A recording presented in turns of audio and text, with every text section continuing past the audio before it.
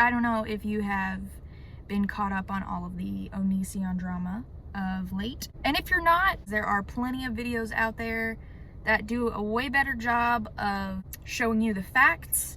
I highly recommend going to Chris Hansen's channel, Have a Seat with Chris Hansen, to watch the live streams. I don't know if I'm allowed to say the V word because of YouTube. V-males, they're V-males. V, not females, not males. We are not referring to actual gender identities and sexes here. V-males, because I can't use the other V word. This V word, can't say it. Can't say the V word. I digress. YouTube is stupid. I digress. There are plenty of other channels out there that talk about these V-males who have had experiences with Onision, Greg, Jackson, Averill, and Kai, also known as Taylor Averill. So this is basically me saying my story. I am not one of the V-males because I don't honestly feel like I have been damaged or injured by this. If anything, I am just real pissed off. I was 18 when all of this happened. I was of legal age. I would like to start out by saying that I was not underage when any of my interactions with Greg and Kai took place. Kai, at the time, identified as a non-binary person, calling themselves Lane. Or, yeah, Lane. It was very confusing. I became an Onision fan when I was 13, maybe younger. At least 7 years ago, I was a huge Onision fan. I thought he was the coolest and the cutest and the funniest and all kinds of things. Because that's what he was tailoring his channel for. To appeal to the Bieber-crazed, insecure internet girls who were just getting on the internet, and not just getting on, but completely unaware of all of the very, very real risks of what happens online. I was a huge fan. I had been on his forums. I remember a majority of the breakups that Onision posted, and I remember siding with him on a majority of those videos because I thought Onision was blameless. He was just a funny YouTuber that all these other people were mistreating. Why on earth would Vincent Sear and Shane Dawson stop hanging out with someone who was so cool? I thought he was the funny dude and nothing was actually his fault because, again, that's what he tailored the channel to be like. We've all had to learn the hard way that Greg, Jackson, Averill, Johnson, Richard, whatever he wants to call himself, the Onion Boy, is 100% to blame. 100%. He is manipulative, he is deceitful, he is vengeful, disgraceful slime smear of a mistake, and he is cruel. These are all things that, as I have grown up and matured, unlike him, I have seen so many things that just scream red flags. I cannot comfortably sit here and not call attention to red flags. I suggest if you're gonna go watch any of the V-males who are fighting and getting this story out, I highly recommend you listen to Shiloh's interview with Chris Hansen and Sarah's interview with Chris Hansen. Those are the two that I would say have 100% the most gut-wrenching evidence. I'm not saying that any of them are less valid. I am saying that those two interviews in particular are the nails in Onion Boy's coffin. Unfortunately, I do not have enough screenshots of all of the interactions like I once did, because I lied about my age to them to try and get the attention of a YouTube celebrity that I thought was cool, chill, safe. And I had just left a rehab facility for a lot of mental health struggles that I was suffering with. Right after getting out of rehab, I was binge watching Onision videos that I had missed while I had been away.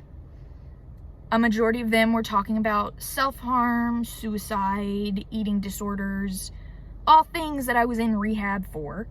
I was literally in a facility being treated for an eating disorder, surrounded by other women telling their stories about how stuff like this is what made them worse.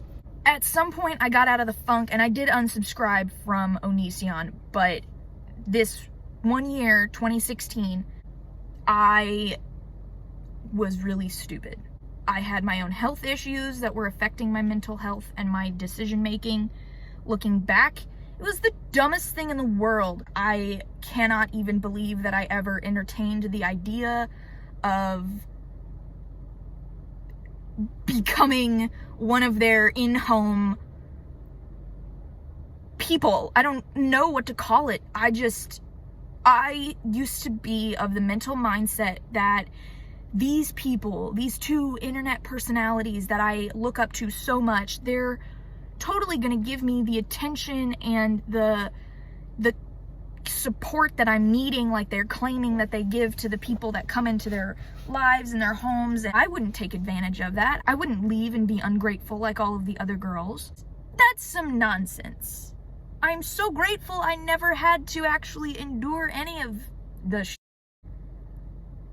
of them. But at the time, I was of the mindset of, I want to go hang out with these people and I will do anything I can to try and get their attention.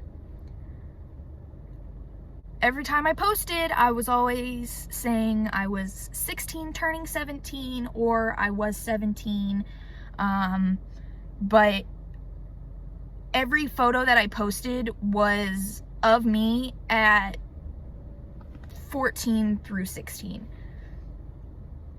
Because I knew what Greg was into, and I knew what Greg would look at and what would grab his attention, and I really wanted to be in a video. So if that meant that I had to use pictures of myself when I was underage, then I will use those pictures. I don't know what the fuck, sorry. I don't know what the heck I was thinking. I'm disgusted at myself. Anyone out there begging for attention from an unknown internet sensation that they think is so cool, don't trust them. What you see on the internet is not real. What you see when people post and edit videos, even this video that I'm going to be editing, this is not real. It took me several takes. I mess up, I stutter, I have speech issues. Nothing that you see online is the accurate representation of a person. I cannot think of a single person who is the real them. False. Jenna Marbles. Jenna Marbles is one of the only internet sensations that I would ever think is like someone that you can trust with your life. If you really need attention and help, there are other places closer to home that you can get that attention and that help. Even though it seems embarrassing and harder, you can do it. My point is, don't freaking try to manipulate a master manipulator. That's stupid. So after posting on the Onision forums for a while, I finally got into one of his videos. It was a contest video of kiss something weird, I think, or like weirdest kiss gets put in the video. It was completely like a humiliation thing. Kiss the grossest thing that you can and send a picture of it. That's completely like humiliating. That's a power play. That's disgusting. But at the time, I was a stupid kid and I wanted Onision's attention. So I wrote Onision in big letters on my chest right here. I got put in a video. Mind you, at the time, he's thinking I'm 16 or 17. I can't honestly remember what age I told him. He thought I was underage, and he put about this much, like this much of my chest in the photo. Mind you, I was wearing a bra, but like, that's the full chest exposed. I was not underage at the time, and I did want to be put in this video. 95 to almost 99% of the other kids in that video were children. And the one that was posted of me, that wasn't a raunchy one. I can't with him. Oh my God.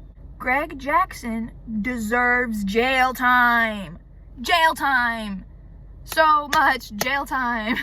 At some point in that 2016 time period, I became a patron of Kai, Lanybot at the time. Had access to their private Snapchat, their private Instagram, and something else I can't remember. I think it was like early video access or like private videos, something, I don't know. I really wanted to talk to Kai, who at the time identified as non-binary, same as me, and I was just like, oh my God, somebody who might understand. Oh, they're so lucky they get to be with Greg the Amazing. No, he's not amazing. Kai is worse than Onision. You're here first, folks. Anyway, I had access to Kai's private Snapchat, and that is when he first messaged me. I had posted a picture of my hair that I had just done. It was short and a pixie cut, and it was bright silver. Very pretty, amazing, loved it. It was one of my favorite colors. And Kai reached out and was asking me questions, so I just went into telling them at the time, you know, what I had used, how long I had left it on. They were talking about their hair. I didn't get a weird vibe, you know, there was nothing weird that time. There were a few other times I would post something and they would get a response of like, ooh, cute. I think there was one time I did actually get called sexy. I don't have screenshots of all of the times that I was reached out to by Kai. Partially because I was embarrassed. I didn't want them to stop messaging me because I was taking screenshots of all of the messages. And I honestly didn't want a paper trail of it back to me. I can't believe I lived through this. I just am mortified at myself. I, over time, had been sending pictures here and there. Not full nudes. Just some suggestive ones, if you know what I mean. I was much more Kai's type than Greg's, and I think in the end that is what saved me, is I was not Greg's type. Because I was definitely Kai's type. Greg and Greg's needs and Greg's desires always overshadow what Kai wants. Oh well. At some point, I sent a explicit photo? Not really explicit. Well, yes, it was explicit because I was 14 in the picture. Skinny jeans and bra and blah, blah,